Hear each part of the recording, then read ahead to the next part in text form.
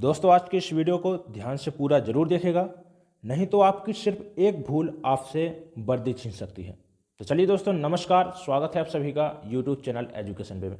आशा करता हूं कि आप सभी लोग बढ़िया होंगे। आज के इस वीडियो में हम बात करने वाले हैं यूपी पुलिस कांस्टेबल एग्जाम के लिए हिंदी से संबंधित कुछ महत्वपूर्ण प्रश्नों के बारे में।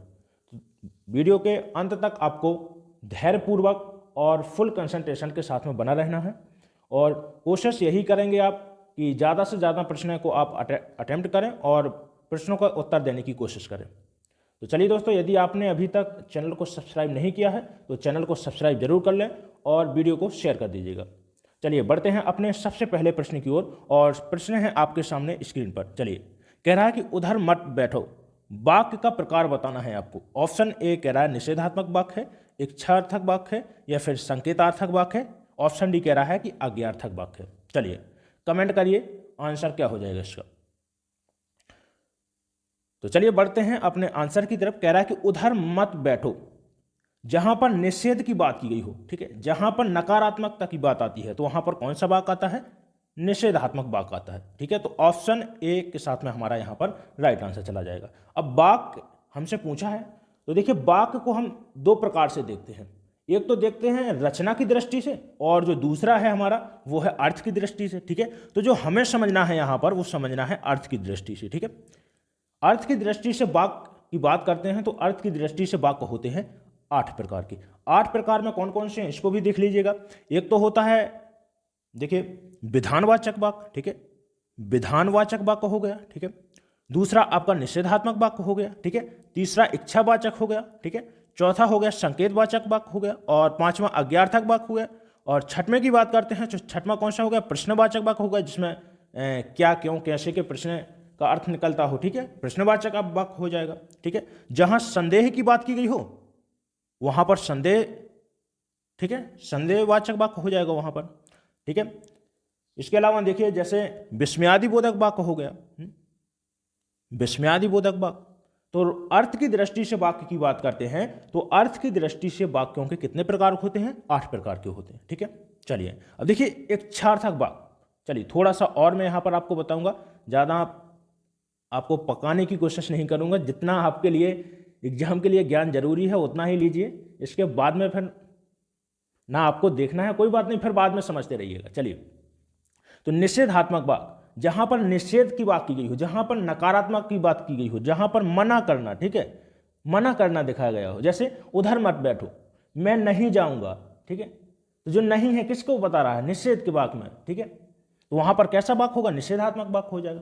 इच्छार्थक, जहां पर इच्छा प्रकट की गई हो, ठीक है। जैसे मैं बोलता हूं तुम हमेशा यार खुश रहो, मेरी इच्छा है कि तुम हमेशा खुश रहो, तुम हमेशा खुश रहो। तो ये क्या हो गया? इच्छा जाहिर की जा रही है, ठीक है। तुम अपने जीवन में बड़े आदमी बनो, मेरी इच्छा है ऐसी। पिताजी बोलते हैं ना आपने कि तुम बेटा अपने जीवन में बड़े बनो, मेरी यही इच्छा है, मेरी यही इच्छा है कि मेरे बच्चे की शादी हो जाए। तो जहां पर इच्छा प्रकट की गई हो वहां पर कैसा वाक्य हो जाएगा? इच्छार्थक वाक्य हो जाएगा। देखिए संकेतार्थक का की बात करते हैं तो जहां पर देखिए एक क्रिया दूसरे क्रिया पर डिपेंड हो, जहां पर एक क्रिया दूसरी क्रिया पर डिपेंड हो वहां पर होता है संकेतार्थक वाक्य। जैसे अगर तुम मेहनत करते तो सफल जरूर हो जाते, अगर तुम मेहनत करते तो सफल जरूर हो जाते। तो किस पर? एक क्रिया दूसरे पर निर्भर कर रही है कि अगर तुम मेहनत करते तभी सफल होते, ठीक है। तो एक क्रिया जहां दूसरे पर निर्भर करती है तो वहां पर कौन सी होता है? संकेतार्थक वाक्य होता है, ठीक है, जहां पर आज्ञा प्रकट की गई हो, ठीक है। जैसे मेरे लिए एक कप चाय लेकर आओ, ठीक है, पानी वो उधर रख दो। तो जहां पर भी आज्ञा की बात हो, ठीक है, आज्ञार्थक बात हो तो वहां पर होता है आज्ञार्थक वाक्य। चलिए समझ में वैसे आ गया होगा। चलिए बढ़ते हैं अगले प्रश्न की ओर और समझ में आ रहा हो चीज़ों को, सभी चीज़ें यदि आपको, तो बिल्कुल एक लाइक कर दीजिएगा वीडियो को। चलिए प्रश्न है, कह रहा है कि निम्नलिखित में विसर्ग संधि वाला वाक्य। ऑप्शन ए तल्लीन है, निष्फल है, सज्जन है और डी ऑप्शन कह रहा है कि उच्चारण है। देखिए विसर्ग संधि, विसर्ग संधि एक कठिन, आपका संधि में सबसे ज़्यादा कठिन माना जाता है विसर्ग संधि। बच्चों को इतनी आसानी से समझ में नहीं आता, लेकिन फिर भी यदि आप डेली प्रैक्टिस सेट ज्वाइन करते हैं मेरे, तो कहीं ना कहीं आपकी संधि यदि आपने ध्यान के साथ में देखा है मैं गारंटी के साथ बोलता हूं कि आपकी संधि कंप्लीट होने को होगी, ठीक है, यदि आप प्रतिदिन की प्रैक्टिस सेट ज्वाइन करते हैं तो। चलिए फिर भी कोशिश करेंगे कि कुछ ना कुछ आपको प्रतिदिन नया लाकर दें आपके एग्जाम के लिए, ताकि ऐसा प्रश्न ना रहे कि आपके एग्जाम में छूट पाए। चलिए तो देखिए विसर्ग संधि वाला शब्द चुनना है। चलिए एक एक को देखते हैं और जो भी नियम रहेंगे, ट्रिक की बात भी करेंगे, नियम की बात भी करेंगे, जहां पर जिस चीज की जरूरत होगी उसी चीज को देखेंगे, ठीक है। चलिए तो तल्लीन, तल्लीन का क्या होगा? तद्धनलीन। क्या होगा? तद्धनलीन। तो इसका जो नियम बनता है, यहां पर पहले बात करते हैं तो इसमें कौन सी संधि है? व्यंजन संधि है, ठीक है। देखिए जहां पर व्यंजन के साथ में स्वर या व्यंजन आए, स्वर या व्यंजन आए, ठीक है, जहां पर व्यंजन शब्द के साथ में स्वर आए या फिर व्यंजन आए तो वहां पर कौन सी संधि होती है? व्यंजन संधि होती है, ठीक है। अब देखिए तत् में क्या है? ता और ला। ता और ला का यहां पर जब योग होता है, जब वर्णों का मेल होता है, तो देखिए जब भी ता के साथ में और दा के साथ में ला वर्ण आता है तो ता का क्या हो जाता है? ला हो जाता है, ठीक है। तो यहां पर कौन सी संधि हो जाएगी? व्यंजन संधि हो जाएगी, तल्लीन, ठीक है। दूसरा एग्जाम्पल, चलिए दूसरा ऑप्शन हमारे सामने है निष्फल। तो देखिए निह धन फल, क्या हो जाएगा? निह धन फल। अब इसका क्या नियम है? इसका नियम है कि जब भी विसर्ग के बाद में पा आता है या फा आता है, ठीक है, विसर्ग के साथ में यदि पा वर्ण का मेल होता है या फा वर्ण का मेल होता है तो वहां पर कौन सी संधि हो जाएगी? विसर्ग संधि हो जाएगी। और पा और फा के साथ में विसर्ग का जब मेल होता है तो वहां पर बन जाता है मूर्धन्य सा, ठीक है। समझ में आया ना? कौन सा सा बन जाता है? मूर्धन्य सा बन जाता है। तो इसमें जो हमारी संधि होगी option B is the right answer, ठीक है। निष्फल में जो संधि होगी वो कौन सी संधि हो जाएगी? विसर्ग संधि हो जाएगी। बेटा प्रतिदिन मैं एक ना एक रूल लेकर आता हूं संधि से संबंधित। यदि मैं आपको इकट्ठा संधि बताता तो कहीं ना कहीं होता है ऐसा आपको कि संधि समझ में भी ना आती, ठीक है। कोई चीज़ ऐसी होती है कि समझ में नहीं आती, जब हम इकट्ठा उसको करने की कोशिश करते हैं तो वो हमको ज़्यादा भारी लगता है। देखिए कोई भी चीज़ यदि आप कठिन सीख रहे हैं, मतलब आपको कोई भी चीज़ कठिन लग रही है, तो सिर्फ उसका सबसे अच्छा तरीका है सीखने का कि उसको छोटे छोटे भागों में डिवाइड कर लें, ठीक है। जब भी आप उसको छोटे छोटे भागों में विभाजित करके काम करेंगे, बांट कर काम करेंगे, तो वो चीज अपने आप ही आपको मालूम नहीं चलेगा और वो चीज हो जाएगी, ठीक है। तो ये इसी रूल पर मैं काम कर रहा हूं कि आपको यदि मैं इकट्ठा कोई चीज दे रहा हूं, मान लीजिए एक संधि से संबंधित पूरा वीडियो देता, तो कहीं ना कहीं आपको, मुझे लगता है कि कई बच्चे ऐसे होते कि जिनको शायद समझ में भी ना आता, ठीक है। चलिए जब समय पड़ेगा तो मैं संधि से संबंधित और जो भी आपके कठिन टॉपिक हैं उससे संबंधित वीडियो जरूर लाऊंगा, ठीक है। चलिए फिलहाल हम बात करते हैं सी ऑप्शन की, सज्जन, और डी ऑप्शन है उच्चारण। तो देखिए सज्जन का क्या है यहां पर रूल? सत धन जन, ठीक है, सत धन जन। तो देखिए ता वर्ण के साथ में जब भी जा और झा वर्ण आता है तो ता का क्या हो जाता है? जा हो जाता है। यहां पर कौन सी संधि हो जाएगी? व्यंजन संधि हो जाएगी, ठीक है। इसी प्रकार उच्चारण है, जब भी क्या होता है, जैसे उत धन, इसका विच्छेद क्या होगा? उत धन चारण। तो ता के साथ में जब भी क्या होता है? चा आए या छा आए तो ता का क्या हो जाएगा? यहां पर चा हो जाता है, ठीक है। रूल इसका बहुत भारी है, लेकिन कोशिश मैंने की है कि आपको सरल तरीके से बताऊं। रूल तो होता है, यदि आपने पढ़ा है तो फिर भी देखिए क्या होता है, सा वर्ग जिसको हम बोलते हैं सतवर्ग और ता वर्ग, ठीक है। सा और ता वर्ग किसमें कन्वर्ट हो जाता है? दंती सा और चा वर्ग में, ठीक है। और दंती सा और चा वर्ग होता है मूर्धन्य सा और टा वर्ग में। लेकिन ये कठिन थोड़ा सा यहाँ पर रूल है, आपको समझाने के लिए काफी समय लगेगा। इसमें जो सबसे अच्छा तरीका है इसका कि यदि ता के साथ में चाचा आता है, ठीक है, तो वहां पर चा हो जाता है। इसी प्रकार मैंने बताया था कि ता और दा के साथ में यदि ला आता है तो वहां पर ला हो जाता है, ठीक है। चलिए अगला प्रश्न, मेरे द्वारा पुस्तक पढ़ी गई, वाक्य में कौन सा वाच्य है? चलिए कमेंट करिए, आंसर क्या होगा इसका। 30 सेकंड है आपके पास में कमेंट करने के लिए।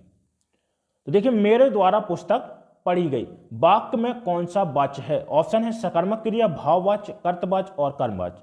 तो देखिए वाच्य आपके मैं कई बार ये वीडियो में प्रश्न ले चुका हूं प्रैक्टिस सेट में। वाच्य क्या होता है मैं बार बार बोलता हूं, सबसे सरल परिभाषा बताता हूं। ये वाच्य क्या है? एक बोलने का तरीका है, ठीक है, कहने का तरीका है।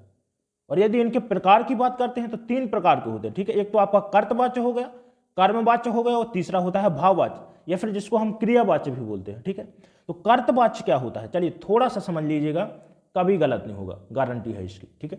चलिए तो देखिए कर्तवाच्य क्या होता है? जहां पर क्रिया कर्ता के अनुसार चल रही हो, क्रिया कर्ता के अनुसार जहां पर चल रही हो वहां पर होता है कर्तवाच्य। जैसे मैं बोलता हूं कि राहुल चाय पी रहा है, ठीक है। और जो दूसरा मैं आपके सामने यहां पर उदाहरण ले रहा हूं, मैं बोल रहा हूं सीता चाय पी रही है, ठीक है। चलिए अब देखिए क्रिया क्या है यहां पर? पी रहा है, ठीक है, सहायक क्रिया रहा है। तो राहुल क्या है यहां पर? कर्ता। और क्रिया किसके अनुसार चल रही है? राहुल के अनुसार। मैं बोल रहा हूं कि राहुल चाय क्या है? पी रहा है। सीता क्या है? रही है। तो कर्ता के अनुसार जब क्रिया लगती है तो वहां पर क्या होता है? कर्तवाच्य होता है। सीता में क्या है? रही है, और राहुल में क्या है? रहा है। तो वहां पर क्या होगा? कर्तवाच्य। इसका मतलब है कि क्रिया किसके अनुसार चल रही है? कर्ता के अनुसार चल रही है। लेकिन इसी को मैं लिखता कि सीता के द्वारा चाय पी जा रही है, ठीक है। चलिए तो देखिए अब किसका अनुसरण कर रही है क्रिया? कर्म का। कर्म क्या है आपका? यहां पर चाय है, ठीक है। जब क्रिया कर्म का अनुसरण कर रही हो, कर्म के अनुसार चल रही हो, तो वहां पर क्या होता है? कर्मवाच्य होता है, ठीक है। चलिए एक दूसरा उदाहरण देता हूं। जैसे देखिए यहीं पर है, दूसरा नहीं, आप इसी के माध्यम से समझिएगा, इससे आसान होगा। क्योंकि देखिए कर्तवाच्य और कर्मवाच्य थोड़ा अंतर भी आपको समझ में आएगा यहां पर, ठीक है। तो किसके द्वारा? सीता के द्वारा चाय पी जा रही है, ठीक है। तो जब कर्म का अनुसरण कर रही है क्रिया, वहां पर होगा कर्मवाच्य। भाववाच्य क्या होता है? चलिए भाववाच्य होता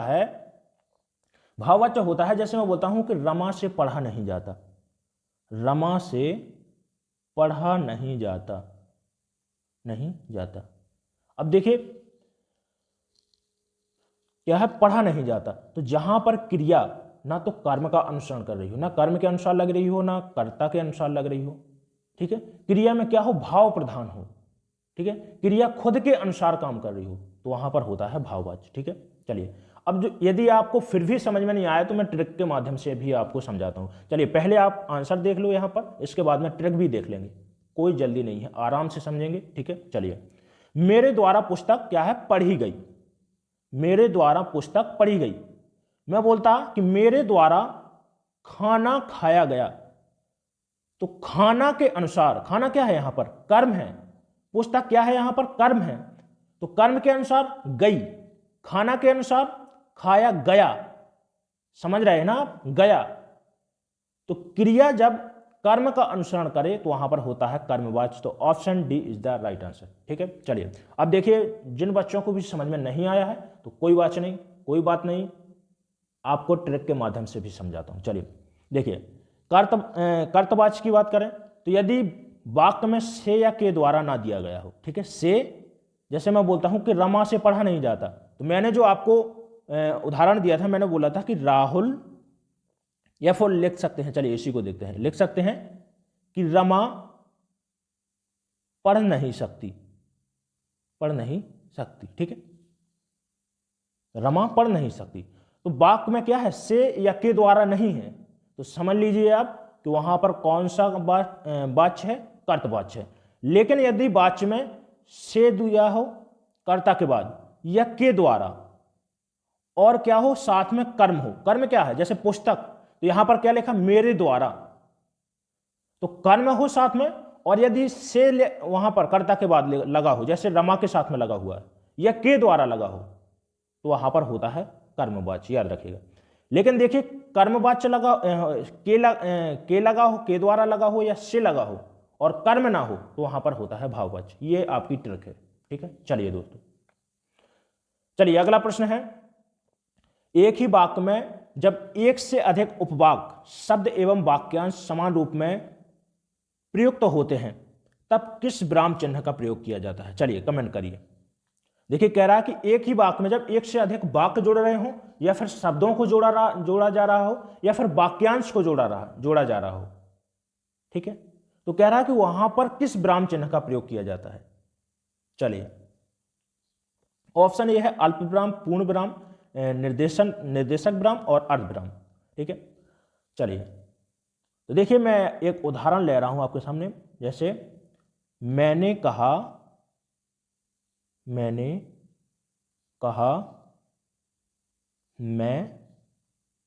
दिल्ली आगरा जा रहा हूं, ठीक है। बताइए, तो देखिए जहां पर भी आपको अल्प समय के लिए रोकना पड़े, समझिएगा पहले, जहां पर भी आपको अल्प समय, बहुत ही कम समय के लिए, बहुत सी मतलब बिल्कुल कम समय के लिए रोकना पड़े, जैसे मैं बोलता हूं कि मैंने कहा मैं दिल्ली आगरा जा रहा हूं, ठीक है, मैंने कहा मैं दिल्ली आगरा जा रहा हूं, तो देखिए बिल्कुल कम समय के लिए जहां पर रोकना पड़े वहां पर क्या लगता है? अल्प विराम, ठीक है, समझिएगा। अब देखिए इसी से मिलता जुलता है आपका अर्ध विराम, और बच्चे को जहां पर कंफ्यूजन पैदा होता है, कंफ्यूज होते हैं बच्चे, कहां पर होते हैं? एक तो अर्ध विराम हो गया और दूसरा अल्प विराम हो गया। पूर्ण विराम तो फिर भी ठीक है, जहां पर हमारी बात पूर्ण हो जाती है, पूरी बात खत्म कर चुका होता है वक्ता, ठीक है, तो वहां पर क्या हो जाएगा? पूर्ण विराम हो जाता है, कोई पूरी बात कह दी गई है। लेकिन अर्ध विराम क्या होता है? देखिए समझिएगा उदाहरण के द्वारा। अर्ध विराम होता है कि जहां पर वाक्य में हमें थोड़ा सा विराम लेना हो, ठीक है, थोड़ा विराम लेना हो, कितना? अल्प विराम से ज्यादा, यही समझ लीजिएगा, अल्प विराम से ज्यादा समय लेना हो, वहां पर लगता है अर्ध विराम। चलिए जैसे उदाहरण समझिए, जैसे मैं बोलता हूं कि सीता अपनी बेटी के लिए बाजार से, वाक्य आएगा नहीं आपका स्क्रीन पर, ठीक है, कोई बात नहीं, मैं नीचे यहां पर कर देता हूं, आप समझने का थोड़ा सा प्रयास करें, ठीक है। जैसे मैं बोलता हूं कि सीता अपनी बेटे के लिए बाजार से, ठीक है, बाजार से फल, ठीक है, फल, मैंने बोला फल, कपड़े और चप्पल लाई है, ठीक है। तो देखिए फल, मैंने क्या बोला कि सीता अपनी बेटे के लिए बाजार से, तो यहां पर क्या आ जाएगा? अल्प विराम आ गया, ठीक है। इसके बाद में मैं बोलता हूं बाजार से फल, ठीक है, तो यहां पर आएगा क्या? आपका अर्ध विराम, फल, फिर मैं बोलता हूं कपड़े और चप्पल लाई है, ठीक है। तो जहां पर अल्प विराम से थोड़ी ज्यादा समय के लिए रोकना पड़े वहां पर होता है अर्ध विराम होता है, ठीक है। निर्देशक चिन्ह का प्रयोग कहां पर होता है? जैसे कोई विवादित बात की गई हो, ठीक है, विवादित बात के अंग लगता है, ठीक है। इसके अलावा देखिए जहां पर हम उदाहरण देते हैं, तो उदाहरण लिखा हमने और उदाहरण के बाद डैश लगाते हैं, जैसे हम बोलते हैं राम, श्याम, ठीक है, उदाहरण के बाद में जो भी हमें देना होता है। तो उदाहरण के लिए देखिए एक तो आपका जो निर्देशक चिन्ह है इसमें और योजक चिन्ह में, जब देखिए चिन्ह भर दिया गया हो तो वहां पर बच्चे क्या है? अंतर नहीं कर पाते, क्योंकि जो योजक चिन्ह होता है वो होता है थोड़ा सा छोटा होता है और जो निर्देशक चिन्ह होता है ये बड़ा होता है, तो अंतर आपको यहां पर देखना होगा, ठीक है। एग्जाम में केवल देखिए यदि चिन्ह आया है, मान लीजिए चारों ऑप्शन में केवल चिन्ह दिया गया है, तो छोटे बड़े का अंतर आपको देखना है, छोटा योजक चिन्ह मिलेगा, बड़ा होगा थोड़ा सा निर्देशक चिन्ह, ठीक है। चलिए तो आंसर क्या हो जाएगा आपका यहां पर? Option A is the right answer, अल्प विराम, ठीक है।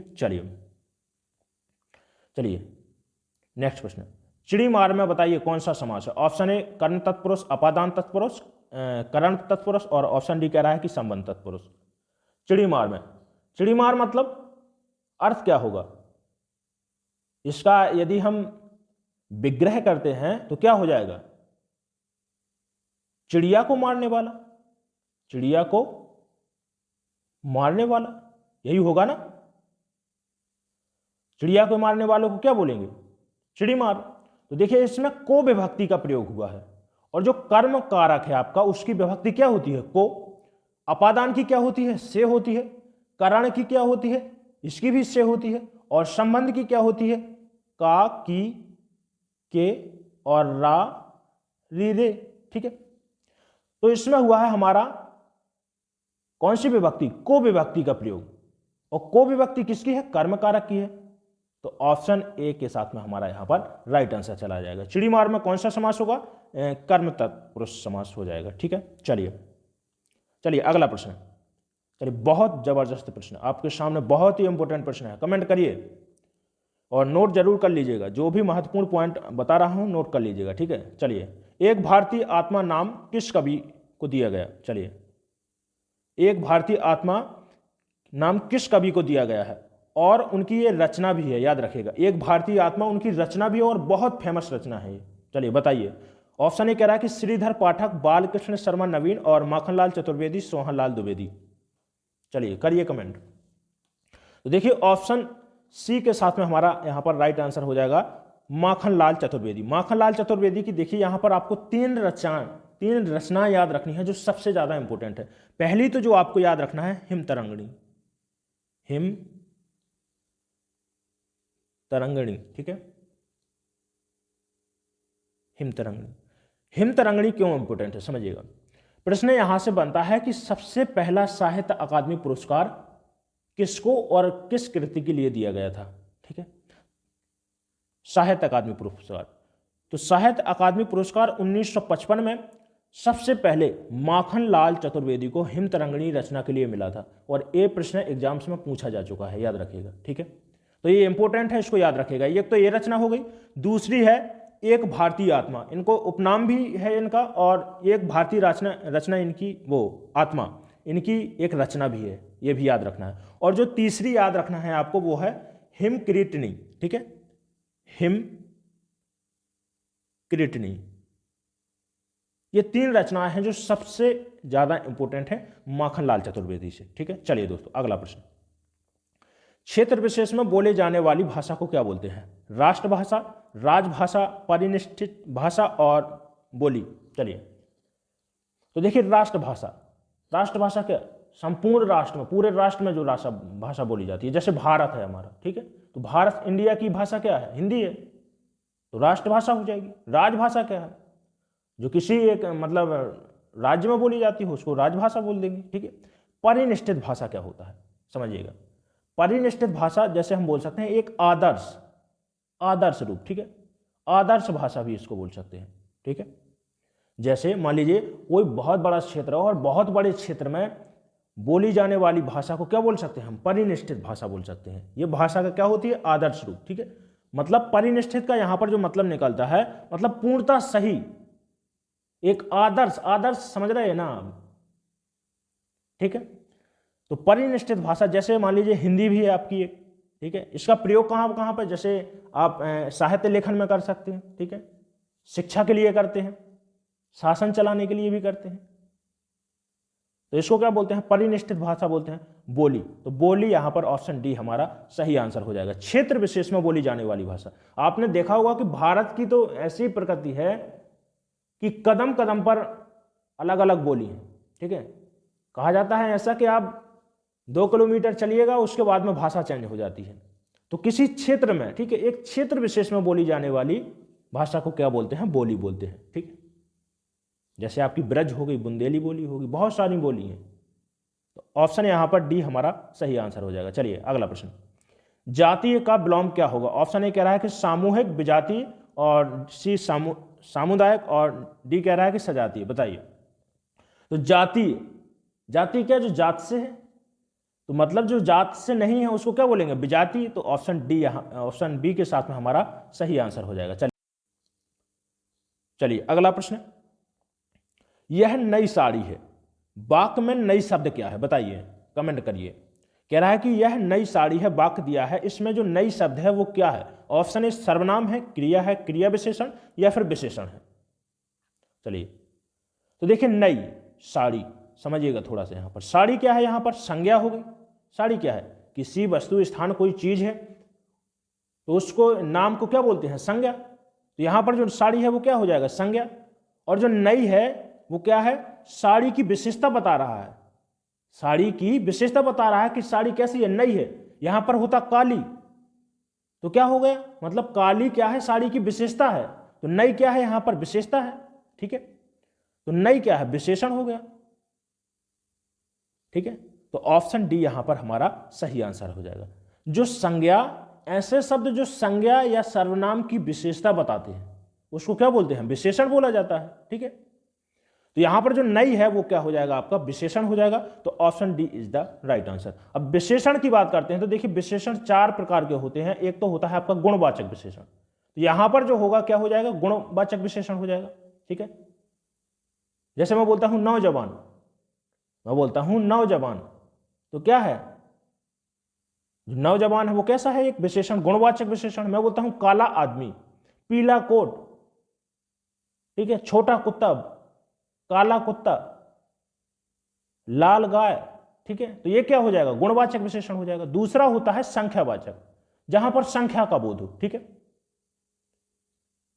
वहां पर संख्यावाचक विशेषण। तीसरा होता है प्रमाणवाचक। प्रमाणवाचक क्या होता है? जैसे मैं बोलता हूं 3 किलो गेहूं, मैं बोलता हूं कि 5 लीटर पानी, ठीक है, मैं बोलता हूं कि 1 लीटर पेट्रोल डाल दो, तो यहां पर क्या हो जाएगा? प्रमाण हो जाएगा। ठीक है, प्रमाणवाचक विशेषण हो जाएगा। और जो चौथा होता है वो होता है सार्वनामिक विशेषण। ठीक है, तो विशेषण कितने प्रकार के? 4 प्रकार के होते हैं, और जो हमारा सही आंसर होगा ऑप्शन डी के साथ में हमारा राइट आंसर चला जाएगा। चलिए नेक्स्ट प्रश्न। जहां एक व्यंजन की आवृत्ति, आवर्ती लिखा है, गलत है ये। ठीक है, आवृत्ति, ठीक है, जहां एक व्यंजन की क्या हो? आवृत्ति एक या अनेक बार हो। आवृत्ति मतलब कोई चीज दोहराई जाए बार बार। ठीक है, जहां पर एक व्यंजन की आवृत्ति एक या अनेक बार हो वहां पर कौन सा अलंकार होता है? छेकानुप्रास, वृत्तानुप्रास या लाटानुप्रास होता है। और ऑप्शन डी कह रहा है कि यमक अलंकार। चलिए कमेंट करिए पहले तो आप।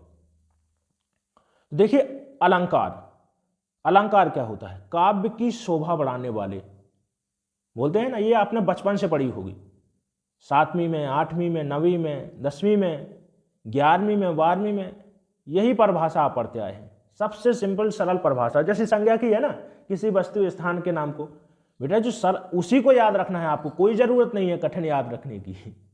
जिससे हमें चीजें समझ में आती हैं उसी को आपको याद रखना है। ठीक है, याद रखिएगा इसको। तो काव्य की शोभा बढ़ाने वाले तत्व को क्या बोलते हैं? अलंकार बोलते हैं। ठीक है, तो अलंकार 2 प्रकार के होते हैं। एक तो आपका शब्दालंकार हो गया, अर्थालंकार। शब्दों के बेस पर जिसको हम देखते हैं उसको क्या बोलते हैं? शब्दालंकार। और जो अर्थ की दृष्टि से देखे जाते हैं उसको अर्थालंकार बोलते हैं। जैसे अर्थालंकार में जैसे यमक अलंकार है आपका, एक अर्थालंकार हो गया, श्लेष अलंकार हो गया, रूपक हो गया, उत्प्रेक्ष हो गया।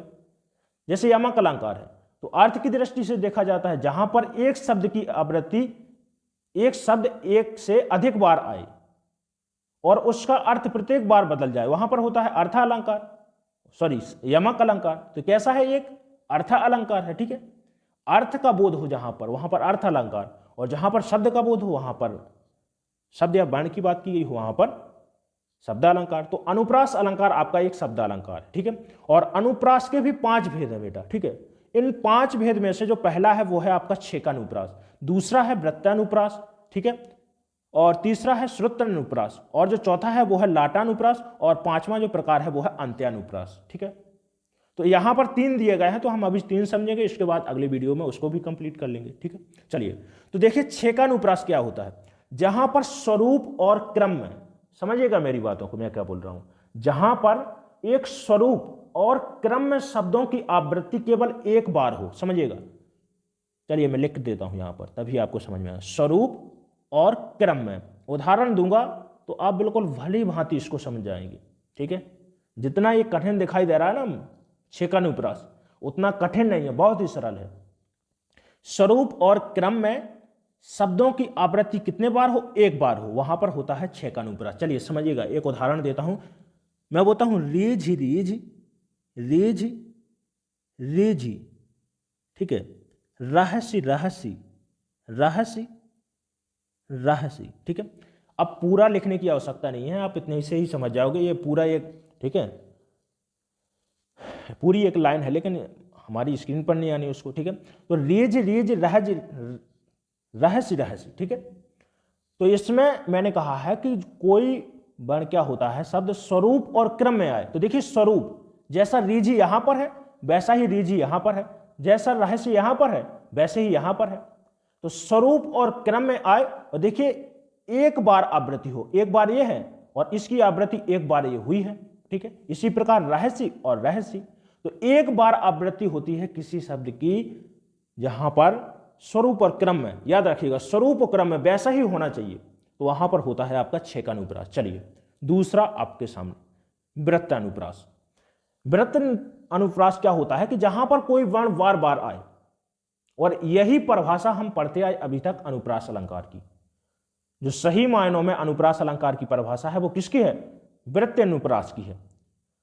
अनुप्रास की जो हमने अभी तक परिभाषा पढ़ी है वो कैसी पढ़ी है कि जहां पर कोई वर्ण बार बार आए, एक वर्ण की आवृत्ति क्या है? बार बार हो। एक व्यंजन वर्ण की आवृत्ति क्या हो? कोई बार बार हो। जहां पर कोई व्यंजन वर्ण बार बार आवृत्ति आ रहा हो, वहां पर कौन सा अलंकार होता है? अनुप्रास अलंकार होता है। तो यही तो आपका वृत्त अनुप्रास होता है, ठीक है। चलिए जैसे चलिए सिंपल उदाहरण देखते हैं। रघुपति राघव राजा राम, ठीक है।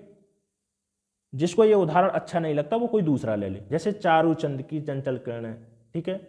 एक तो ये हो गया। तरनी तनुजा तट तमाल तरवर बहु छाए, ठीक है। ये हो गया। जो भी आपको पसंद आए, समझाने के लिए मैं सरल ही लूंगा, कठिन की आवश्यकता नहीं है हमें, ठीक है। चलिए तो रघुपति, एक तो रा यहां पर आ रहा है, दूसरा रा आ रहा है, तीसरा रा आ रहा है और चौथा रा आ रहा है। तो जहां पर एक वर्ण बार बार आए वहां पर कौन सा अलंकार होता है? वृत्तानुप्रास होता है। तो ऑप्शन बी के साथ में हमारा यहां पर सही आंसर चला जाएगा, ठीक है। ये क्या हो गया? चलिए कोई बात नहीं।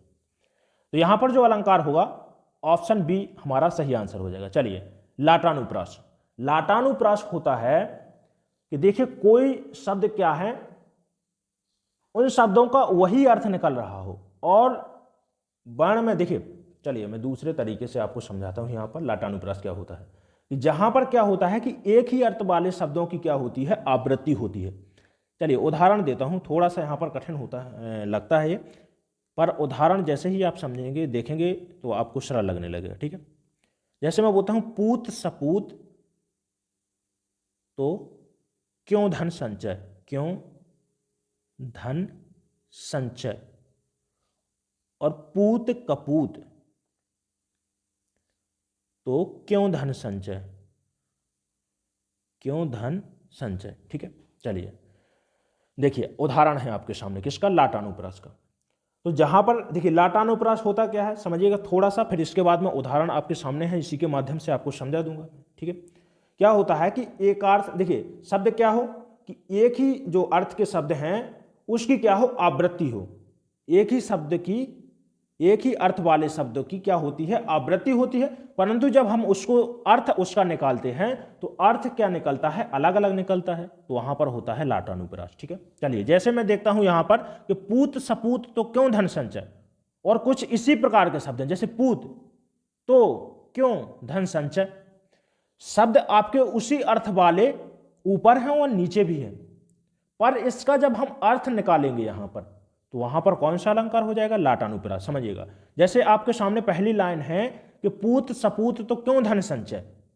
इसका मतलब है कि यदि आपका पुत्र, मतलब आपका पुत्र यदि सही है, दारू जुआ गांजा, ठीक है, लड़की के चक्कर में नहीं पड़ता, यदि ये सब नहीं कर रहा है, कमाने वाला है, अपना काम करता है, तय समय पर उठता जागता है, मेहनत करता है, तो उसके लिए कोई धन संचय, उसके लिए पैसे जमा करने की कोई आवश्यकता नहीं है, ठीक है।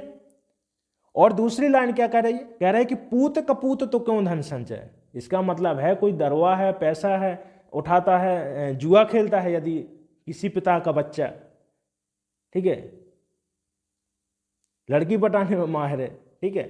चलिए समझने के लिए ये इन शब्दों का प्रयोग कर रहा हूं मैं, वैसे चलिए कोई बात नहीं, ठीक है। तो कह रहा है देखिए कि यदि पूत सपूत है, यदि किसी पिता का बेटा अच्छा है तो उसके लिए धन संचय करने की कोई आवश्यकता नहीं है।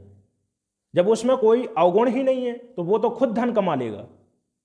और दूसरी लाइन क्या कह रही है? कह रही है कि पूत कपूत तो क्यों धन संचय, मतलब कि आप चाहे कितना भी धन कमा लो, पर जब आपके बेटे में अवगुण ही अवगुण भरे हुए हैं तो आप चाहे कितना भी धन कमा लो, वो सारा बर्बाद कर देगा। तो देखिए जब अर्थ निकालते हैं तो अर्थ भिन्न भिन्न निकलता है, पर शब्द एक समान है। तो देखिए एक ही अर्थ वालों का जब शब्दों की आवृत्ति होती है, पर जब हम उसको क्या करते हैं, अन्वय करते हैं उसके शब्दों का, तो उसका क्या निकलता है, अर्थ अलग अलग निकलता है, तो वहां पर होता है लाटानुप्रास। चलिए दोस्तों, चलिए अगला प्रश्न है, दाता शब्द का स्त्रीलिंग। चलिए सीधा आंसर दात्री, ठीक है। क्या हो जाएगा, दाता शब्द का स्त्रीलिंग। बहुत बार ये प्रश्न स्त्रीलिंग से और जो भी इंपोर्टेंट थे मैं आपको बता चुका हूं प्रैक्टिस सेट में। जैसे देखिए, नायक का क्या हो जाएगा, नायिका हो जाएगा, ठीक है। लेखक का लेखिका हो जाएगा, ठीक है। कवि का हो जाएगा कवित्री हो जाएगा, ये भी पूछे जाते हैं, क्या हो जाएगा, कवित्री हो जाएगा, ठीक है। इसके अलावा विद्वान का क्या हो जाएगा, विद्वान का विदुषी हो जाएगा, ठीक है। नेता का नेत्री हो जाएगा, ठीक है। तो ये इंपॉर्टेंट है, मैं लिखवा चुका हूं आपको, कम से कम 5 बार लिखवा चुका हूं, याद रखिएगा इसको लेकर, ठीक है। चलिए अगला प्रश्न, मैं कौन सा तत्पुरुष है, बताना है कि मैं शब्द में कौन सा पुरुष है, बताइए। उत्तम पुरुष है, मध्यम पुरुष और अन्य पुरुष। तो देखिए, सर्वनाम, सर्वनाम का पहला है जो आपका, वो है पुरुषवाचक सर्वनाम। और पुरुषवाचक सर्वनाम को हम 3 भागों में बांटते हैं, एक तो है आपका उत्तम पुरुष, दूसरा मध्यम पुरुष और तीसरा है अन्य पुरुष। उत्तम पुरुष के अंतर्गत आते हैं मैं और हम, मैं और हम सर्वनाम, ठीक है। किसके अंतर्गत आते हैं, उत्तम पुरुष के अंतर्गत। मध्यम पुरुष के अंतर्गत आते हैं तू, तुम और आप। देखिए ये है इंपॉर्टेंट, तो इसको मैं अभी आपको बताने वाला हूं, ठीक। चलिए पहले इसका आंसर देख लेते हैं। इसके बाद में सी है आपका अन्य पुरुष। अन्य पुरुष में आते हैं यह हो गया, ठीक है, वह हो गया, बे, ये कैसी सर्वनाम है, अन्य पुरुष सर्वनाम है। तो कह रहा है कि मैं कौन सा पुरुष सर्वनाम है, तो ऑप्शन ए यहां पर हमारा सही आंसर हो जाएगा। देखिए आप की बात करते हैं तो सबसे ज्यादा जो प्रश्न बनता है और सबसे ज्यादा जो सर्वनाम में इंपॉर्टेंट है वो है आप, ठीक है। आप है एक निजवाचक सर्वनाम। कैसा है, निजवाचक सर्वनाम भी है और मध्यम पुरुषवाचक सर्वनाम भी है, लेकिन इसका क्या है, अलग अलग अर्थों में प्रयोग करते हैं। यदि आपका प्रयोग दूसरों के लिए हो रहा है, ठीक है, जैसे मैं बोलता हूं कि आप खाना खा लो, मैं बोल रहा हूं कि आप पढ़ाई करो, तो वहां पर किसके लिए, दूसरों के लिए अर्थ निकल रहा है आपका। लेकिन जब आपका अर्थ स्वयं के लिए निकले, खुद के लिए निकले, निजी किसी कार्य के लिए निकले, ठीक है, तो वहां पर जो सर्वनाम होगा वो हो जाएगा निजवाचक सर्वनाम। जैसे अपना काम स्वयं करो, तो स्वयं करो मतलब खुद के लिए कह रहा है। जब स्वयं के लिए आपका प्रयोग किया जाता है तो वहां पर होता है निजवाचक सर्वनाम। यहीं पर अंतर है, और यदि देखिए बच्चा यहीं पर क्या है, अंतर नहीं कर पाता है और वहां पर प्रश्न आपका गलत हो जाता है। चलिए अगला प्रश्न है, विनय पत्र का किस भक्ति काव्य धारा काव्य परंपरा की रचना है। ऑप्शन ए कृष्ण भक्ति काव्य परंपरा, राम भक्ति काव्य परंपरा, और सी कह रहा है निर्गुण काव्य परंपरा, और डी कह रहा है कि शिव भक्ति शिव काव्य परंपरा। चलिए तो देखिए, जो आपका ये निर्गुण भक्ति है और सगुण भक्ति, चलिए आप कमेंट करिए, मैं यहाँ पर जो भी पॉइंट है मैं बता रहा हूँ, ठीक है। चलिए देखिए, बताना जरूरी है, इसी के लिए मैं वीडियो बना रहा हूँ, ताकि आपके एग्जाम में एक भी प्रश्न गलत ना हो। निर्गुण से और सगुण से अभी तक मैंने कोई भी प्रश्न नहीं रखा है, तो इसको बिल्कुल ध्यान के साथ में सुनना है आपको। प्रश्न इंपोर्टेंट बनता है, यहां से याद रखिएगा, ठीक है। चलिए प्रश्न यहां से और एग्जाम में बन भी चुके हैं, बहुत सारे प्रश्न बनते हैं इस टॉपिक से, और बिल्कुल सरल शब्दों में बताऊंगा, इतना याद रखिएगा, ठीक है। देखिए निर्गुण एक है आपकी, और जो दूसरी है वो है सगुण, ठीक है। एक है निर्गुण का धारा और दूसरी है सगुण। निर्गुण क्या है, जो ज्ञान पर आधारित हो। निर्गुण क्या है, ठीक है, जो किस पर आधारित हो, ज्ञान पर आधारित हो, उसको क्या बोलते हैं, निर्गुण भक्ति का धारा। मतलब जो अपने भगवान को ऐसे बोल सकते हैं हम कि निराकार मानते हैं, अमूर्त रूप में भगवान की पूजा करते हैं, ठीक है। या फिर ऐसे समझ लीजिए, जैसे सगुण है तो जो मूर्ति की पूजा करते हैं, जो किसी भगवान को मानते हैं, जैसे कृष्ण को मानते हैं, ठीक है, राम जी को मानते हैं, किसी मूर्ति को मानते हैं, तो वहां पर क्या हो जाएगी, सगुण भक्ति हो जाएगी। और निर्गुण भक्ति जो प्रेम को मानते हैं, जो ज्ञान को मानते हैं, उसको क्या बोलेंगे, निर्गुण काव्य धारा। आप यदि इसको क्या है बुक्स में पढ़ते हैं किसी को, तो आपको कम से कम 2-3 पेज का ये मिलेगा, और बहुत काफी कठिन है ये टॉपिक, ठीक है। चलिए बड़े आसान शब्दों में और एक ही बार में इसका सार निकल जाएगा, बिल्कुल आप में यहां पर जिग नहीं होगा, ठीक है। चलिए तो देखिए, निर्गुण काव्य धारा, निर्गुण काव्य धारा 2 भागों में बटी हुई है। एक तो है आपकी ज्ञान मार्गी, ज्ञान मार्गी काव्य धारा और दूसरी है प्रेम मार्गी। ठीक है, प्रेम मार्गी ये हो गया आपका सगुण और निर्गुण, इससे ज्यादा कुछ नहीं है। ठीक है, इसी का फैला कर पूरा 2 पेज का कर रखा है, जहां पर बच्चे कंफ्यूज हो जाते हैं यार इतना भारी। ठीक है, तो जो निर्गुण काव्य धारा है इसके अंतर्गत जो आता है वो है ज्ञान मार्गी, और ज्ञान मार्गी के प्रतिनिधि कवि कौन है? कबीरदास जी हैं। कबीर की वाणी सुनी है ना आपने, ज्ञान ही ज्ञान मिल रहा है, जितनी वाणी है कबीरा खड़ा बाजार में, यही है ना, दुई पाटन के बीच दुनियादारी, मतलब जितना ज्ञान का चक्कर है वो किसका है?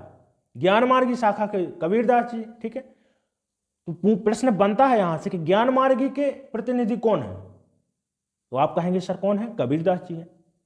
प्रेम मार्गी के हैं जायसी, मलिक मोहम्मद जायसी। ठीक है, आखिरी कलाम इनकी रचना हो गई। ठीक है, और सबसे ज्यादा जो प्रचलित है अखरावट होगी। ठीक है, चलिए इसके बाद में देखिए जो सगुण भक्ति काव्य धारा है इसके अंतर्गत आते हैं एक तो कृष्ण भक्ति काव्य परंपरा और राम भक्ति। तो राम भक्ति में सबसे अच्छे हैं समझने के लिए तुलसीदास जी, है ना, तुलसीदास जी रामचरितमानस की रचना की है अवधी भाषा में इन्होंने। और कृष्ण भक्ति काव्य धारा की बात करते हैं तो कृष्ण भक्ति काव्य धारा से संबंधित जैसे सूरदास हो गए, रसखान हो गए, मीराबाई हो गई। ठीक है, और जितने भी अष्ट छाप के कवि आते हैं, नंददास हो गए, परमानंद दास हो गए। ठीक है, शीत स्वामी, गोविंद स्वामी, किससे संबंधित है? कृष्ण भक्ति धारा से। तो हमसे पूछा है कि विनय पत्र का, घुमाकर प्रश्न है, ये भी रखिएगा कि बिल्कुल आसान नहीं है प्रश्न, थोड़ा सा यहां पर फिर भी बच्चों को डायरेक्ट समझ में नहीं आता है प्रश्न। तो विनय पत्र का किस भक्ति काव्य परंपरा की रचना है? तो विनय पत्र का किसकी रचना है? तुलसीदास जी की रचना है। तो ऑप्शन बी के साथ में हमारा यहां पर राइट आंसर चला जाएगा। राम भक्ति काव्य परंपरा के अंतर्गत आती है विनय पत्र का। ठीक है, चलिए दोस्तों अगला प्रश्न, निम्नलिखित में से पुल्लिंग शब्द कौन सा है? चलिए पुल्लिंग जानना है। जब भी लिंग पहचानना हो आपको तो सिर्फ एक तरीका है इसका कि वाक्य प्रयोग करके देख लीजिएगा, और कोई तरीका नहीं है। तो लिंग प्रयोग के लिए, लिंग जानने के लिए आपको क्या समझना है? वाक्य प्रयोग करना। जैसे नदी बह रही है, क्या है? नदी बह रही है, मतलब स्त्रीलिंग है, स्त्रीलिंग हो गई ना, बह रही है। मैं बोला हूं पानी गिर गया, मैं बोलता हूं पानी गिर गया, तो क्या हो जाएगा? पुल्लिंग हो जाएगा। और हमसे क्या पूछा है? पुल्लिंग शब्द पूछा है, तो ऑप्शन बी यहां पर हमारा सही आंसर हो जाएगा। चलिए प्यास लगी है, प्यास लगा है नहीं होता है, क्या होता है? प्यास लगी है, तो ये भी आपका स्त्रीलिंग हो जाएगा। इलायची खाई जाती है, खाया नहीं जाता। ठीक है, तो ये भी आपका स्त्रीलिंग हो जाएगा। तो जो पुल्लिंग है वो क्या है? पानी।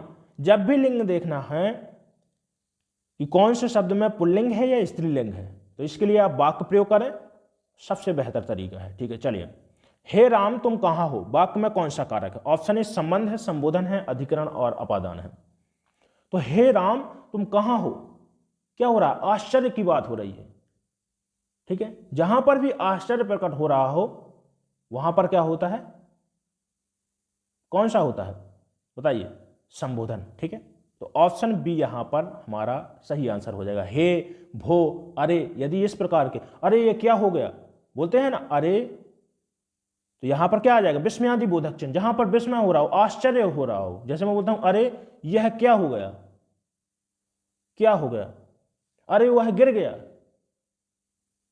तो वहां पर होता है संबोधन कारक। ठीक है, संबंध, जहां पर संबंध की बात की गई हो, राम का घर, जैसे मैं बोलता हूं राम का घर, तो का, की, के, यदि इस प्रकार की विभक्ति आपको देखने को मिलती है तो वहां पर हो जाएगा संबंध कारक। अधिकरण मैं और पर, जैसे छत पर चिड़िया है, बात की बात समझिएगा, पेड़ पर चिड़िया है, उदाहरण ले रहा हूं पर कोई बात नहीं, चलिए ठीक है। तो वहां पर क्या हो जाएगा? मैं यदि और पर विभक्ति देखने को मिलती है तो वहां पर अधिकरण हो जाएगा। और जहां पर से हो, ठीक है, से विभक्ति, तो से यदि है और अलगाव का अर्थ है, जैसे मैं बोलता हूं कि चिड़िया पेड़ से उड़ गई, हिमालय से गंगा निकलती है, कोई चीज अलग हो रही हो, तो वहां पर होता है आपका अपादान कारक। ठीक है, चलिए दोस्तों अगला प्रश्न है, रैली शब्द से किस संज्ञा का बोध होता है? ऑप्शन ए भाववाचक, व्यक्तिवाचक, समूहवाचक, और डी कह रहा है कि द्रव्यवाचक संज्ञा।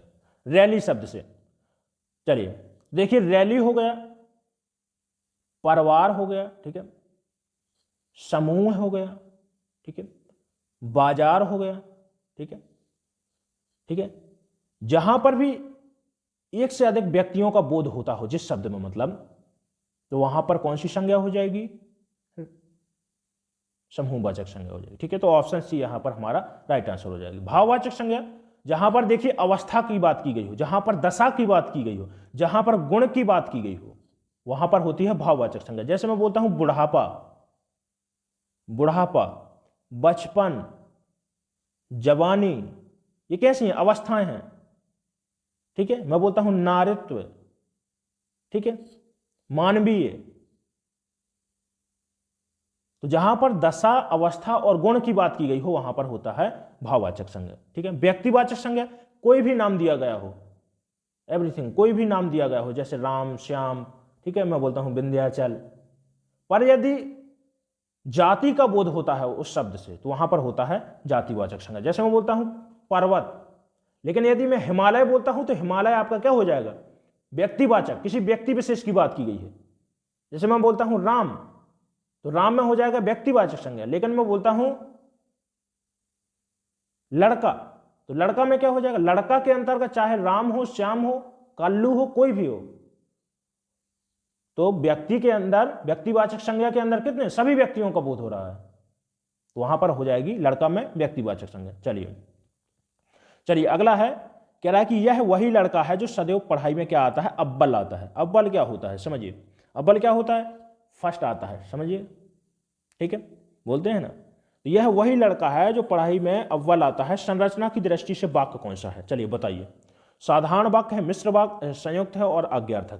तो देखिए हमने पहला जो आपका प्रश्न था वो वहां पर समझा था अर्थ की दृष्टि से वाक्य, यहां पर जो समझना है वो है उत्पत्ति की दृष्टि से वाक्य। तो उत्पत्ति या रचना की दृष्टि से जो वाक्य होते हैं वो कितने प्रकार के? 3 प्रकार के होते हैं। एक तो होता है सरल वाक्य, दूसरा होता है संयुक्त, और तीसरा होता है मिश्र वाक्य, ठीक है, मिश्र वाक्य, ठीक है, याद रखिएगा इसको। तो देखिए सरल वाक्य क्या होता है, चलिए यहां पर है ये साधारण वाक्य जिसको हम सरल वाक्य बोलते हैं, ठीक है, ये नहीं है। आज्ञार्थक वाक्य आपका कैसा? एक अर्थ की दृष्टि से वाला भाग है, ठीक है। चलिए तो देखिए 3 भाग होते हैं। तो सरल वाक्य क्या होता है? सरल वाक्य होता है कि जिसमें सीधा सीधा कर्ता हो और उसका विधेय यानी क्रिया हो। वहां पर क्या होता है? जैसे मैं बोलता हूं कि राम जाता है, ठीक है, वहां पर कौन सा हो जाएगा? सरल वाक्य, सीधा सिंपल। संयुक्त वाक्य क्या होता है? जैसे राम जाता है और, चलिए यहां पर दे रहा हूं, मैं बोलता हूं कि राम दिल्ली जाता है और शाम को घर लौटकर आता है। तो जहां पर भी देखिए और शब्द, लेकिन शब्द, किंतु हो गया, ठीक है। यदि इस प्रकार के शब्द आपको योजक चिन्ह दिखाई पड़े, जैसे जो हो गया, सो हो गया, जैसे मैं बोलता हूं जो मेहनत करेगा सो पाएगा, ठीक है, तो वहां पर कौन सा हो जाएगा? संयुक्त वाक्य हो जाएगा। तो ऑप्शन सी यहां पर हमारा सही आंसर हो जाएगा। यह वही लड़का है जो सदैव पढ़ाई में अव्वल आता है, ठीक है। चलिए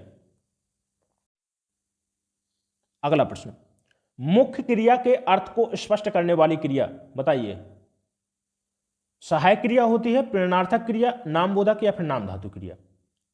तो मुख्य क्रिया के अर्थ को, कौन सी क्रिया है जो मुख्य क्रिया के अर्थ को स्पष्ट करने वाली होती है? तो ऑप्शन ए यहां पर हमारा राइट आंसर हो जाएगा, सहायक क्रिया। चलिए एग्जाम्पल के थ्रू समझते हैं यहां पर।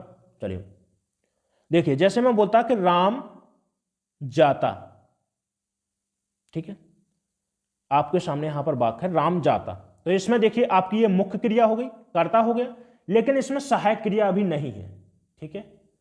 तो आपके सामने वाक्य है, मैं बोलता हूं कि राम जाता, राम जाता, पर हो सकता है कि गया नहीं, हो सकता है किसी कारणवश जाता पर नहीं गया। तो देखिए जो क्रिया है, मुख्य क्रिया, इसका क्या है? अर्थ स्पष्ट नहीं हो पा रहा है कि राम जाता या नहीं जाता। तो मुख्य क्रिया के अर्थ को स्पष्ट करने वाली क्रिया कौन होती है? सहायक क्रिया। जैसे यदि मैं सहायक क्रिया लगाता हूं, समझिएगा, यहां पे मैं बोलता हूं राम जाता है, तो देखिए अब निश्चित हो गया कि राम क्या है? जाता है। पर जब राम जाता है लिखा था तो उससे स्पष्ट नहीं हो पा रहा था कि राम जाता या नहीं जाता, ठीक है।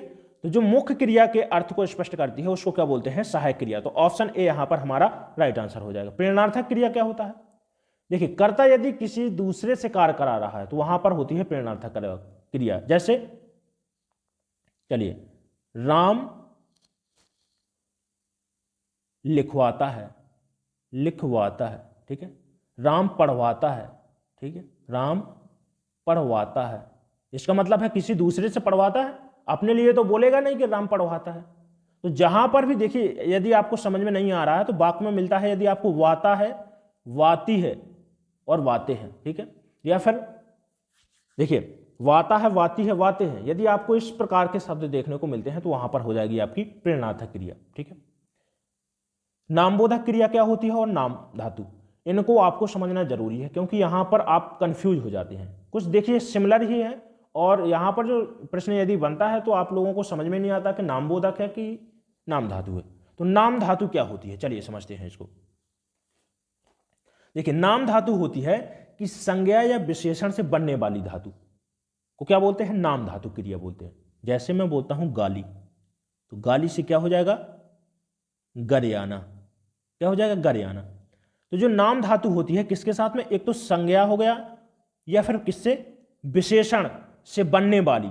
समझिएगा यहां पर मैं क्या बोल रहा हूं कि संज्ञा या विशेषण से बनने वाली, यहां पर गाली से गरियाना बन रहा है, ठीक है। लेकिन जो नामबोधक क्रिया होती है ये क्या होती है कि संज्ञा या फिर विशेषण, संज्ञा या फिर विशेषण से के साथ में जुड़ने से बनती है। समझिएगा आप यहां पर देखिए, किसके साथ में, संज्ञा या विशेषण के साथ में जुड़ने से, और ये संज्ञा और विशेषण से ही बनती है, अंतर है दोनों में। मान लीजिए कोई साथ जुड़ने से बनती है और कोई चीज खुद में परिवर्तित हो रही है, खुद में परिवर्तन हो रहा है उसमें, उसके फलस्वरूप बन रही है, ठीक है। तो देखिए संज्ञा या विशेषण के साथ में जुड़ने के कारण जो बनती है उसको नामबोधक क्रिया बोलते हैं। जैसे मैं बोलता हूं, देखिए संज्ञा शब्द लेता हूं एक, जैसे मैं बोलता हूं लाठी, मारना, तो यहां पर जो मारना है वो क्या है, क्रिया हो गई, और लाठी क्या है, संज्ञा। तो ये संज्ञा के साथ में जुड़ करके क्या हो जाएगा यहां पर, लाठी मारना, ठीक है। पर यहां पर गाली से गरियाना था, ये एक ही शब्द है, अपने आप में बदलाव है, ठीक है। इसी प्रकार देखिए एक शब्द और ले रहा हूं मैं, बोलता हूं पीला पड़ना, बोलते हैं ना पीला पड़ गया, मान लीजिए किसी को पीलिया हो गया, बोलते हैं पीला पड़ गया यार, काला पड़ गया। तो पीला पड़ना, पीला पढ़ना, जो पढ़ना है यहां पर वो क्या हो जाएगी, क्रिया है, और पीला यहां पर विशेषण है। तो संज्ञा या विशेषण के साथ में जुड़ करके, ठीक है, जो जुड़ती है उसको क्या बोलते हैं, नामबोधक क्रिया। और जो धातु में क्या है, खुद में परिवर्तन होकर बनती है, जैसे हम बोलते हैं कि संज्ञा या विशेषण से बनने वाली धातु, ठीक है। जैसे गाली है, गाली आपकी संज्ञा या विशेषण है, ठीक है, संज्ञा है। तो गाली में क्या है, गाली से बन रही है धातु यहां पर गरियाना। चलिए दोस्तों, उम्मीद है कि समझ में आ गया होगा आपको। चलिए नेक्स्ट प्रश्न, निम्नलिखित वाक्य में से शुद्ध रूप चुनिए। हमारी सौभाग्यवती कन्या का विवाह होने जा रहा है। बी कह रहा है कि हमारी आयुष्मती कन्या का विवाह होने जा रहा है, और सी कह रहा है कि हमारी सौभाग्यवती कन्या का विवाह होने जा रहा है, और डी कह रहा है कि हमारी आयुष्मती कन्या की विवाह होने जा रही है। यहां पर बेटा की है, ठीक है, यहां पर हमारी सौभाग्यवती कन्या की विवाह होने जा रही है। तो देखिए पहली बात तो सी गलत हो जाएगा, डी गलत हो जाएगा, क्योंकि देखिए हमारी सौभाग्यवती कन्या की, कन्या की नहीं होगा, कन्या का विवाह होने जा रहा है तो सही हो जाता, ठीक है। या फिर यहां पर भी का होता तो भी सही मान लेते, लेकिन देखिए यहां पर कह रहा है कि हमारी सौभाग्यवती कन्या का विवाह हो रहा है, और यहां पर कह रहा है कि हमारी आयुष्मती कन्या का विवाह हो रहा है। तो समझिएगा यहां पर जो सौभाग्यवती शब्द है इसका प्रयोग किया जाता है शादीशुदा के लिए। जो शादीशुदा नारी होती हैं, शादीशुदा नारी जो होती हैं उनके लिए प्रयोग किया जाता है सौभाग्यवती, और जो कन्याएं होती हैं, जो बेटी होती हैं, ठीक है, उनके लिए प्रयोग किया जाता है आयुष्मती। तो यही आपका सही आंसर हो जाएगा, ठीक है। शुद्ध रूप कौन सा हो जाएगा, हमारी आयुष्मती कन्या का विवाह होने जा रहा है। तो option B is the right answer. चलिए अगला प्रश्न, वर्तनी के अनुसार शब्द का शुद्ध रूप चुनिए। बताइए वर्तनी के अनुसार वर्तनी का शुद्ध रूप कौन सा है। ऑप्शन ए कह रहा है कि पूजनीय, पूजनीय, पूजनीय और पूजनीय। बताइए, तो बी यहां पर हमारा राइट आंसर हो जाएगा। जो शुद्ध रूप है वो क्या है, पूजनीय है। अब देखिए यहां पर कुछ आपको जो शब्द याद रखने हैं और बारंबार ये शब्द पूछे जाते हैं आपसे। यदि आप देखना, मैं गारंटी के साथ बोलता हूं कि यदि आपकी परीक्षा में यहां से प्रश्न बनता है तो कोशिश भर, मैं 90% तक बोलता हूं आपसे कि प्रश्न इन्हीं शब्दों से आएगा। एक तो जो सबसे ज्यादा पूछा जाता है वो है अंत्याक्षरी, ठीक है, अंत्याक्षरी, और ये आपका शुद्ध रूप बता रहा हूं, शुद्ध रूप आप नोट करके रखिएगा, ठीक है, होता है अंत्याक्षरी। दूसरा जो आपको याद रखना है वो है पारलौकिक। पारलौकिक, देखिए पारलौकिक का अशुद्ध क्या देते हैं आपके लिए, परलौकिक। पारलौकिक नहीं देते, परलौकिक देते हैं, पर होता है, और यहीं पर गलत हो जाता है, हम बोलते हैं ना परलौकिक, ठीक है, क्योंकि परलोक लोगों के दिमाग में रहता है परलोक, ठीक है, और उसी से जो बन जाता है आप बोलते हैं पारलौकिक। तो पारलौकिक सही है, परलौकिक सही नहीं है, याद रखिएगा। ये शुद्ध सही शुद्ध शब्द लिख रहा हूं मैं यहां पर, ठीक है। जो तीसरा आपको याद रखना है वो है कालिदास। कालिदास में बड़ी ई लगा है, बड़ी ली लिखते हैं, लेकिन होती है छोटी, इसको भी आप याद रखिएगा, ठीक है। ये सबसे ज्यादा पूछे जाने वाले शब्द हैं। जो दूसरा आप यहां पर चौथा याद रखना है वो है अनुग्रह।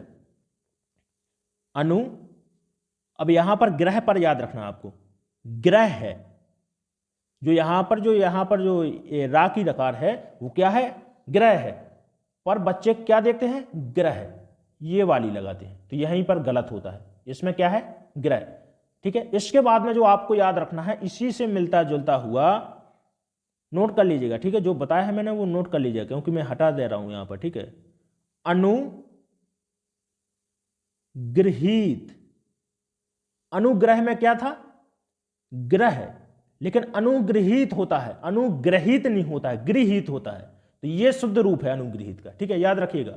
इसके बाद में अहिल्या हो गया, जबकि अहिल्या कैसे लिखते हैं आप लोग, अहिल्या लिखते हैं, ठीक है, तो ये अशुद्ध रूप है और ये आपका शुद्ध रूप है। इसी प्रकार से नायका, ठीक है, जो आपको अगला याद रखना है वो क्या है, प्रामाणिक, ठीक है, प्रामाणिक, जबकि लिखते कैसा है अशुद्ध रूप आप, प्रमाणिक। तो ये कुछ शब्द थे जो आपके लिए इंपॉर्टेंट है, इनको याद रखना है आपको, इन्हीं से प्रश्न पूछे जाते हैं ज्यादातर। चलिए अगला प्रश्न है, तार सप्तक का प्रकाशन कब हुआ था। ऑप्शन है 1939 में, बी कह रहा है 1940 में, 1942 में और 1943 में। बताइए तार सप्तक का प्रकाशन कब हुआ था। चलिए तो समझते हैं यहां पर कुछ। देखिए तार सप्तक बहुत इंपॉर्टेंट है और इससे अभी तक मैंने प्रश्न नहीं लिया है अभी एक भी, लेकिन आज के इसमें विश्लेषण पूरा कर लेंगे, तार सप्तक छोड़ूंगा नहीं मैं। चलिए तो देखिए तार सप्तक का प्रकाशन किसके द्वारा होता है, पहले तो आपको यह समझना है, तो भारतीय ज्ञानपीठ के द्वारा, भारतीय ज्ञानपीठ के द्वारा तारपीठ का प्रकाशन किया जाता था, ठीक है। पहला प्रकाशन कब हुआ, तो पहला प्रकाशन हुआ 1943 में, पहले तार सप्तक का प्रकाशन किया गया था, ठीक है। दूसरा तार सप्तक का प्रकाशन हुआ 1951 में और तीसरे तार सप्तक का प्रकाशन हुआ 1959 में। ये तीनों इंपोर्टेंट है, पूछा जाता है दूसरे तार सप्तक का प्रकाशन कब हुआ था, 1951 में हुआ था।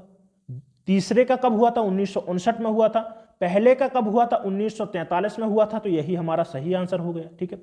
किसके द्वारा किया जाता है, तो भारतीय ज्ञानपीठ के द्वारा किया जाता है। अब जो सबसे ज्यादा इंपॉर्टेंट यहां पर प्रश्न बनने वाला है, पूछा जाना है कि इसके संपादक कौन हैं तार सप्तक के। तो तार सप्तक के संपादक कौन है, संपादक अज्ञेय जी हैं, ठीक है। सच्चिदानंद हीरानंद बादशायन अज्ञेय, जिनका जन्म देवरिया में हुआ था, उत्तर प्रदेश में। बिल्कुल फुल डिटेल बताऊंगा, क्योंकि देखिए उत्तर प्रदेश का है तो जनरल नॉलेज से भी प्रश्न बनते हैं कि अज्ञेय का जन्म कहां पर हुआ था। तो यदि आप जनरल नॉलेज की भी क्लास देख रहे होंगे तो वहां पर भी ये रचना जो आपकी हैं, जैसे देखिए आमिर खुसरो का है, जो पूछा जाता है तो हिंदी में भी पूछते हैं और सामान्य ज्ञान के अंतर्गत भी पूछते हैं। तो कोई भी कंफ्यूजन नहीं रहना चाहिए, प्रश्न आपके 100% सही होने चाहिए, याद रखिएगा, ठीक है। तो देखिए किसके द्वारा किया जाता था, अज्ञेय के द्वारा किया जाता था। और तार सप्तक ये क्या था, समझिएगा इसको। तार सप्तक क्या था, 7 कवियों की कविताओं का संग्रह था, ठीक है, जिसके संपादक कौन थे, अज्ञेय जी थे। 7 कवियों की कविताएं, 7 कवियों की कविताओं का एक संग्रह था, जिसको हम क्या बोलते थे, तार सप्तक। इसका प्रकाशन भारतीय ज्ञानपीठ द्वारा किया जाता था। पहला प्रकाशन 1943 में किया गया था, दूसरे तार सप्तक का प्रकाशन 1951 में और तीसरे तार सप्तक का प्रकाशन 1959 में किया गया था। इतने पॉइंट याद रखिए, प्रश्न इसके अलावा तार सप्तक से बन ही नहीं सकता, ये 100% कह रहा हूं मैं, 1% भी कम नहीं। ठीक है, चलिए दोस्तों, अगला प्रश्न है जनार्दन किस का पर्यायवाची है? ऑप्शन ए कृष्णा, राम, विष्णु और महेश। चलिए तो ऑप्शन देखिए सी हमारा यहां पर राइट आंसर हो जाएगा। इसके अलावा देखिए चक्रपाणी, क्या बोलते हैं? चक्रपाणी, जिसके हाथों में चक्र हो उसको क्या बोलते हैं? भगवान विष्णु। चतुर्भुज, ठीक है, चतुर्भुज किसका है? जिसकी 4 भुजाएं हो, भगवान विष्णु जी हो गए। माधव, ठीक है, केशव, ठीक है, दैत्यारी, ये किसके पर्यायवाची है? ये सभी किसके हैं? विष्णु जी के। इसके अलावा देखिए लक्ष्मीपति, लक्ष्मीपति, ठीक है, ऑप्शन सी हमारा यहां पर राइट आंसर हो जाएगा। चलिए अगला प्रश्न, उन्मूलन का विलोम क्या है? उत्थान, उत्कर्ष, अवनति या फिर रोपण। देखिए उन्मूलन, उन्मूलन का मतलब होता है कि जड़ से हटा देना, ठीक है, कोई चीज हो, ठीक है, चाहे वो भ्रष्टाचार हो, चाहे वो पेड़ पौधा हो, कुछ भी हो, यदि आप जड़ से हटाने की जहां पर बात की गई हो उसको क्या बोलते हैं? उन्मूलन। तो जहां पर लगाने की बात हो उसको क्या बोलेंगे? रोपण बोलेंगे। ठीक है, तो ऑप्शन डी हमारा यहां पर सही आंसर हो जाएगा। बोलते हैं ना पौधारोपण। समझ में आ रहा है आपको? ठीक है, चलिए दोस्तों, आज बस इतने ही प्रश्न हैं और कमेंट करके जरूर बताइए कि आपने आज कुल कितने प्रश्न सही किए हैं इस प्रैक्टिस सेट से। प्रश्नों का लेवल बहुत अच्छा था। प्रश्न इसके देखिए, इससे हार्ड लेवल नहीं आएगा आपके पेपर में। कोशिश देखिए यही की जाती है मेरे द्वारा कि एक ऐसा प्रैक्टिस सेट आपके लिए दूं बनाकर कि आपको लगे कि आप एग्जाम हॉल में ही प्रश्न कर रहे हैं। ठीक है, तो कमेंट करके बताइएगा कि आपने कुल कितने प्रश्न किए हैं और कौन सा टॉपिक आपका वीक है जो आपको समझ में नहीं आ रहा है, तो उस पर मैं ज्यादा प्रश्न रखूंगा। ठीक है, अगली बार से तो कमेंट जरूर करिएगा कि कौन सा यहां पर प्रश्न है जो आपको समझ में नहीं आ रहा है। ठीक है, जिस टॉपिक से आप, जो भी आपका टॉपिक कमजोर हो वो कमेंट में बता दीजिएगा। ठीक है, और इसके अलावा देखिए यदि आपको वीडियो अच्छा लगा हो, समझ में आ रही हो चीजें, तो वीडियो को एक लाइक जरूर कर दीजिएगा। ठीक है, और यदि अभी तक सब्सक्राइब नहीं किया है तो चैनल को सब्सक्राइब भी कर लें। चलिए मिलते हैं इसके बाद में अगले वीडियो में। धन्यवाद।